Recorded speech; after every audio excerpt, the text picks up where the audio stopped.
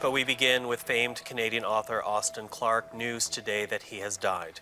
Clarke won the Giller Prize in 2002 for his work The Polished Hoe, a harrowing tale of slavery on a sugar plantation.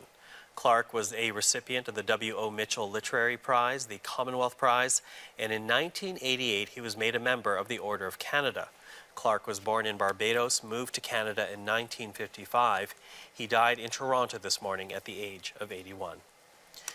Well, Cecil Foster is a novelist and was a friend of Austin Clarke. He is reaching us, we're reaching him now, rather, in Toronto. Cecil, first of all, my condolences. I know Mr. Clarke was a good friend of yours. I also understand that he wasn't doing too well lately. Well, that's true. Austin was a very good friend, a dear friend. I consider him to be very much a mentor for me, and both in my capacity as a writer and as an immigrant to Toronto, and even as an academic, because all of those things Austin did before me. And I should also mention that Austin was an outstanding journalist as well and paved the way for many of us who are minorities to become journalists. So it is indeed a sad day for us, and we knew he was ailing in the last while, but even though we knew that, it is still a very sad day. Always a great sadness when a good friend passes away, although I also understand that you were in hospital with him, visiting him recently.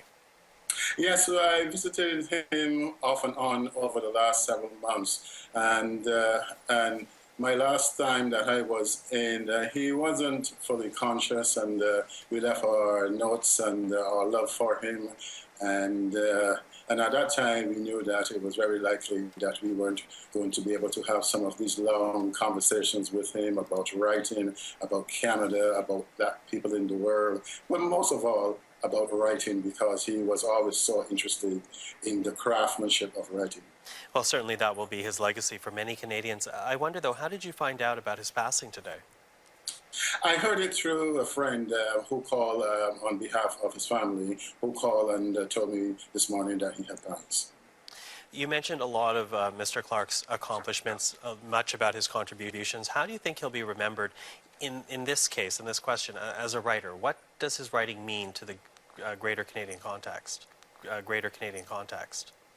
think that in terms of talking about a multicultural Canada and a multicultural literature, you cannot think of those things without thinking about Austin Clarke. Because when Austin broke into the scene, he was the first, and he remained the first in many regards. So that today, when we can talk about myself and Dion Brand and George Eliot Clarke and Lawrence Hill and Don Lawrence Hill and Donna Nurse and all the others, we are really standing on his shoulders.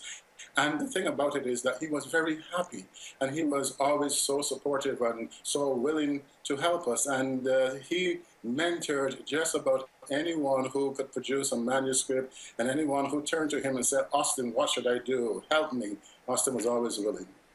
And for you, how will you remember him?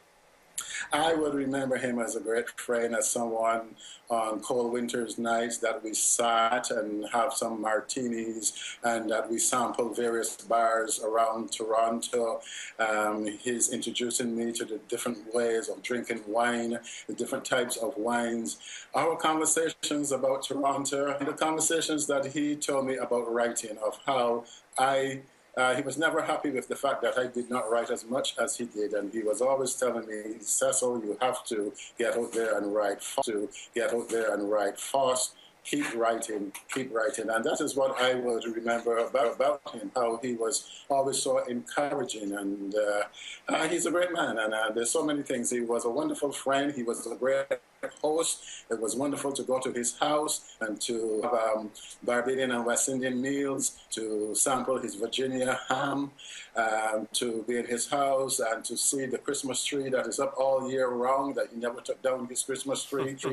And he was just a wonderful guy, and my heart and my wife's full of condolences to his family and to all of the friends that we have. It's really a loss for all of us. Well, we certainly echo your sentiment. It's truly a loss, and we're sending our thoughts to his family as well. Any memorial or funeral for Mr. Clarke? Well, I gather that there'll be a funeral at some point. I think I heard around July the 9th, but you might need the family to confirm that.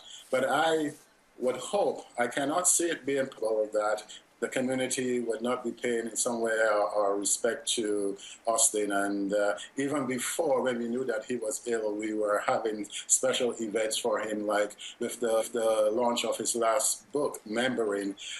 Even though he was in hospital and he couldn't attend, a group of us met at a restaurant and we sang his praises. And I can only see this happening more and more as we come to terms with this loss. Well, Mr. Foster, I want to thank you for your time. Our condolences to you as well for losing such a great friend. Yes, thanks very much. And that is novelist Cecil Foster, a friend of Austin Clarke, speaking to us from Toronto.